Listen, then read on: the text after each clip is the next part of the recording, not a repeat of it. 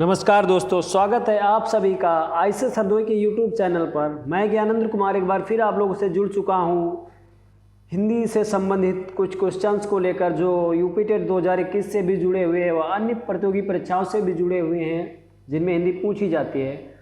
तो चलिए दोस्तों, बिना देर करते हुए शुरू करते हैं वीडियो और सुपर 30 क्वेश्चन सीरीज़ को। देखते हैं आप लोग कितना प्यार देते हैं। चलिए चलते हैं पहले क्वेश्चन की ओर।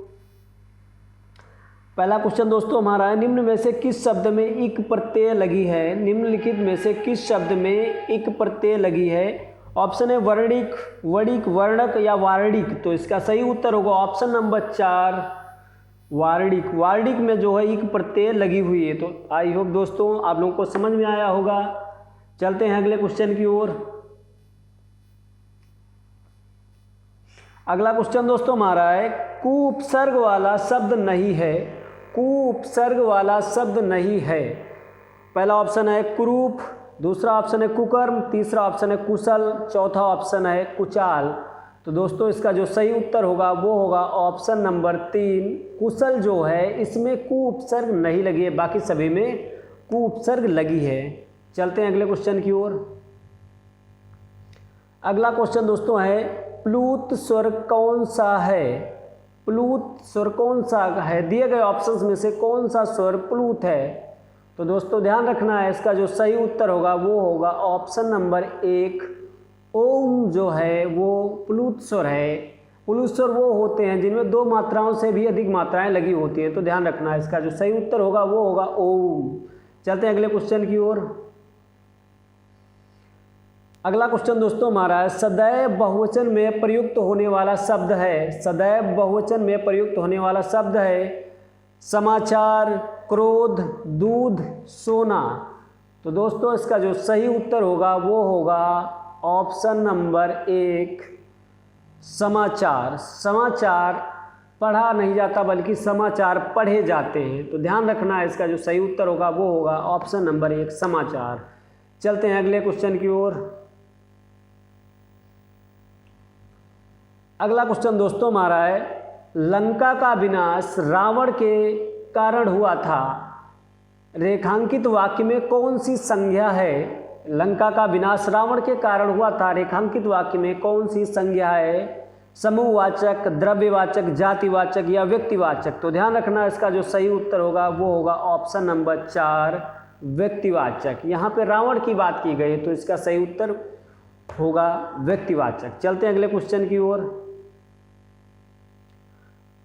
अगला क्वेश्चन दोस्तों हमारा है, सूर सागर किसकी रचना है? सूर सागर किसकी रचना है? मीराबाई की, तुलसीदास की, बिहारी की या सूरदास की? तो दोस्तों इसका जो सही उत्तर होगा वो होगा ऑप्शन नंबर 4 सूरदास। सूरदास की जो रचना है सूर सागर है, साहित्य लहरी है, सूरसारावली है, कई रचनाएं इनकी हैं। तो ध्यान रखना है, सूर सागर किसकी रचना है? सूरदास की। चलते हैं अगले क्वेश्चन की ओर। अगला क्वेश्चन दोस्तों हमारा है, गाय का पर्यायवाची है। गाय का पर्यायवाची है अश्व, कुकुर, उरग, धेनु। तो ध्यान रखना है, गाय का पर्यायवाची जो होगा वो होगा ऑप्शन नंबर 4 धेनु। अश्व जो होता है वो घोड़े का पर्यायवाची, कुकुर जो कुत्ते का पर्यायवाची और उरग जो है सांप का पर्यायवाची होता है। चलते हैं अगले क्वेश्चन की ओर। अगला क्वेश्चन दोस्तों हमारा है, पश्चिमी राजस्थान से विकसित बोली है। पश्चिमी राजस्थान से विकसित बोली है भोजपुरी, मारवाड़ी,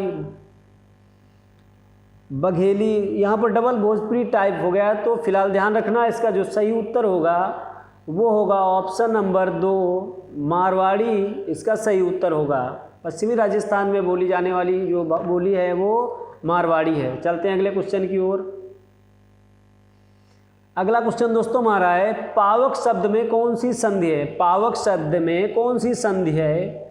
तो ध्यान रखना है, पावक का अगर आप संधि विच्छेद करोगे तो होगा पौ प्लस अक, पौ प्लस अक, और ये अयादि संधि के गुण हैं। तो ध्यान रखना है, पावक शब्द में कौन सी संधि होगी?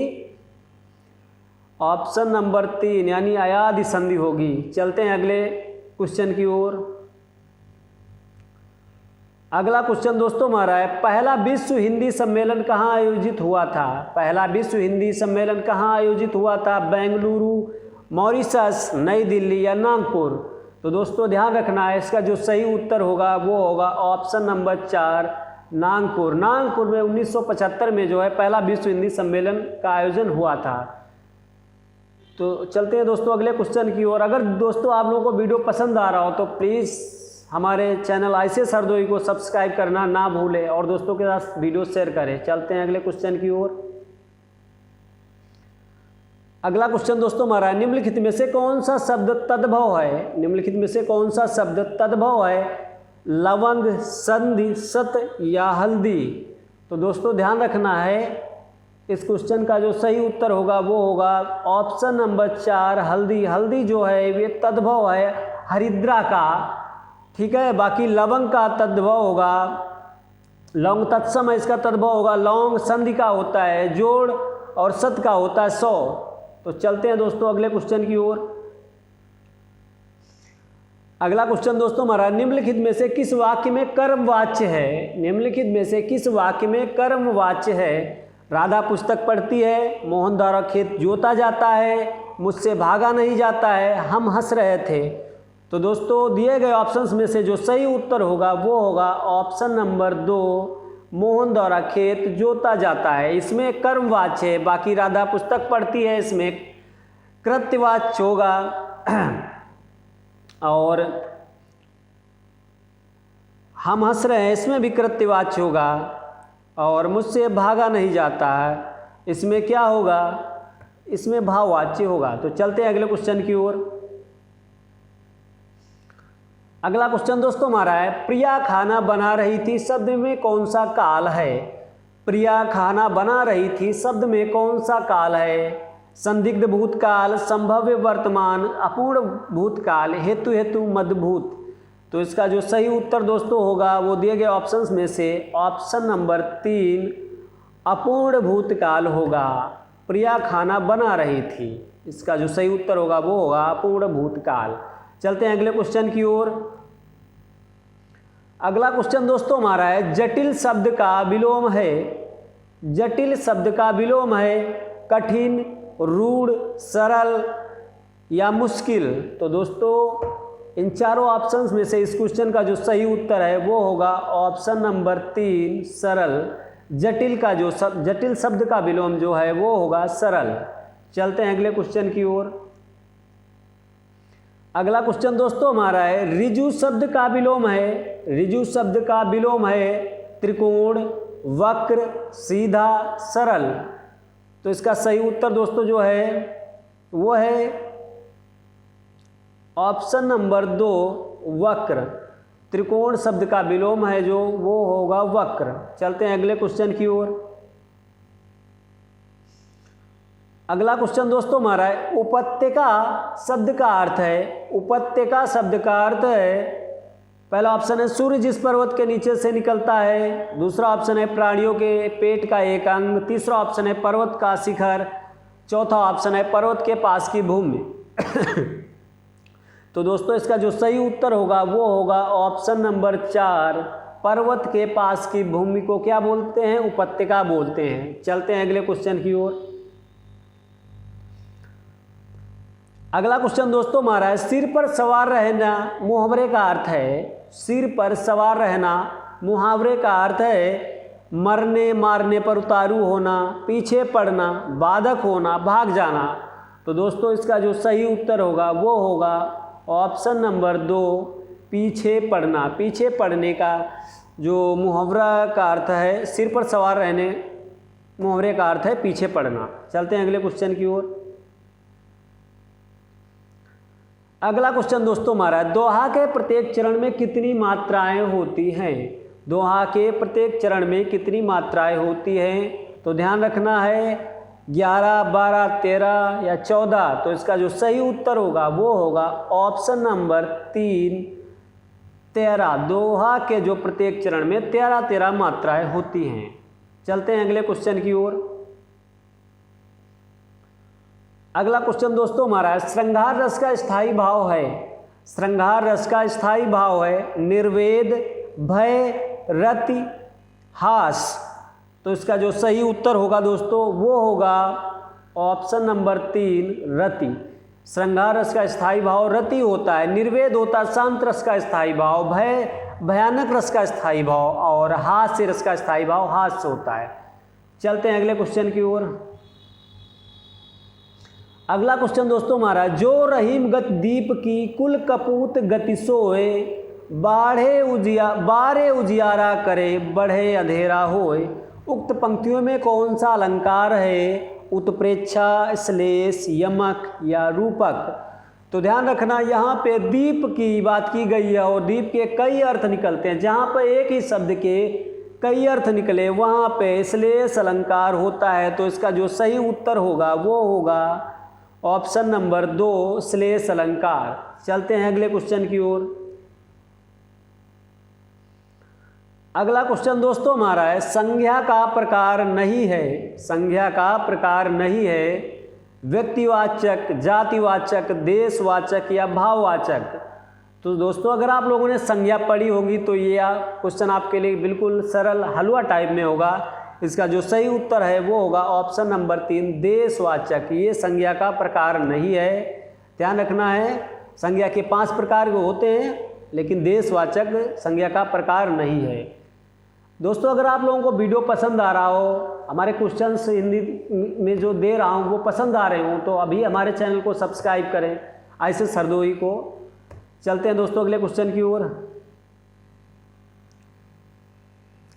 अगला क्वेश्चन दोस्तों हमारा है, संसार शब्द में कौन सी संधि है? संसार शब्द में कौन सी संधि है?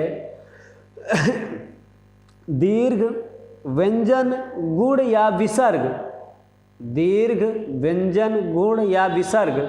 तो दोस्तों संसार का अगर आप संधि विच्छेद करोगे तो होगा सम प्लस सार, सम प्लस सार। तो जब यहाँ पे आधा माँ हटेगा तो चंद्र बिंदी सा पे आ जाती है। तो इसका जो सही उत्तर होगा दोस्तों वो होगा ऑप्शन नंबर 2 व्यंजन संधि। संसार शब्द में कौन सी संधि होगी? व्यंजन संधि होगी। चलते हैं दोस्तों अगले क्वेश्चन की ओर। अगला क्वेश्चन हमारा है दोस्तों, जिसकी पूर्व से आशा ना हो के लिए एक शब्द है। जिसकी पूर्व से आशा ना हो यानी जिसकी पहले से ही आशा ना हो उसके लिए एक शब्द होगा, कौन सा? प्रत्याशा, अप्रत्याशित, अपरिमेय या अनाहुत।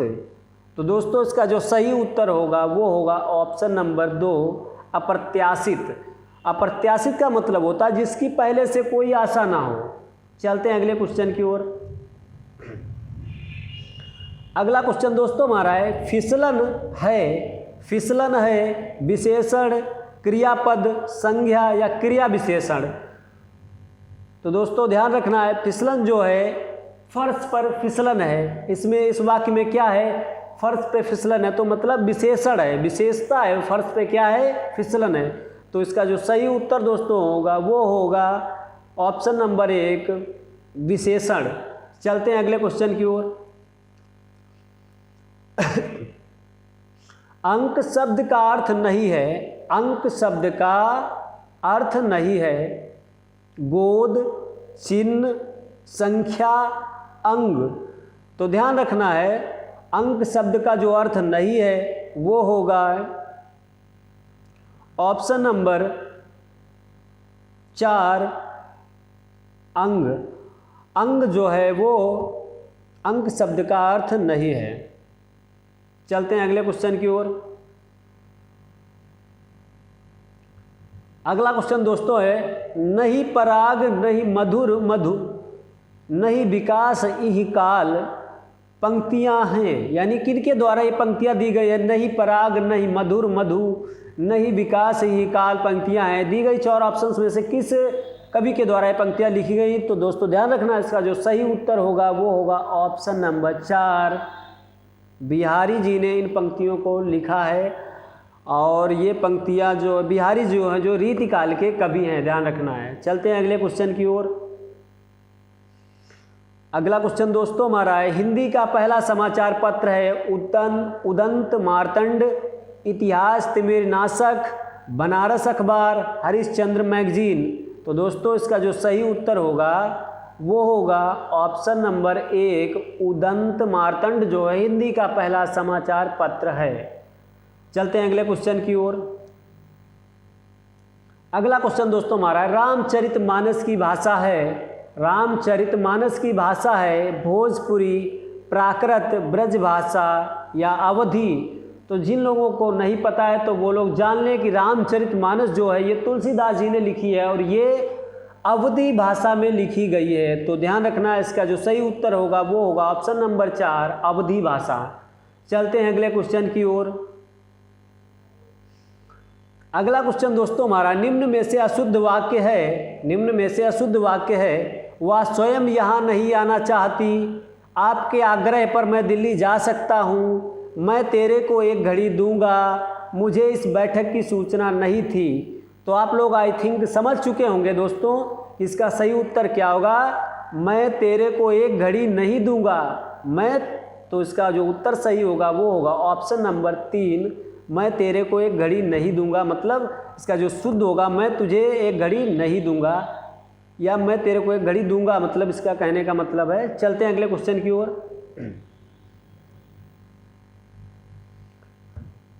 अगला क्वेश्चन दोस्तों है आप भले तो जग भला, इस वाक्य में आप है, आप भले तो जग भला इस वाक्य में आप है पुरुषवाचक सर्वनाम, निजवाचक सर्वनाम, मध्यम पुरुषवाचक सर्वनाम या इनमें से कोई नहीं। तो ध्यान रखना है दोस्तों इसका जो सही उत्तर होगा आप भले तो जग भला इस वाक्य में आप है, तो इसका सही जो उत्तर होगा वो होगा ऑप्शन नंबर 2 निजवाचक, यानी आप खुद के लिए बात की जाए। अगर आप भले हैं तो पूरा संसार भला होगा। चलते देख तो दोस्तों 30 क्वेश्चंस की हमारी जो हिंदी से संबंधित सेट 2 था वो पूरा हुआ और आप लोग कमेंट बॉक्स में कमेंट करके बताएं कि आपको ये क्वेश्चन ये वीडियो कैसा लगा और अगर कहीं पे गलती है तो वो भी हमें कमेंट बॉक्स में बताएं ताकि हम उस पर काम कर सकें। दोस्तों अगर आप लोगों ने अभी तक हमारे यूट्यूब चैनल ICS हरदोई को सब्सक्राइब नहीं किया है तो सब्सक्राइब कर लें, लाइक करें वीडियो को और ज़्यादा से ज़्यादा लोगों तक शेयर करें और कमेंट में जो भी बात कह रही है कमेंट बॉक्स में ज़रूर बोले। मिलते हैं दोस्तों अगले वीडियो में, तब तक के लिए मस्त रहें और जय हिंद।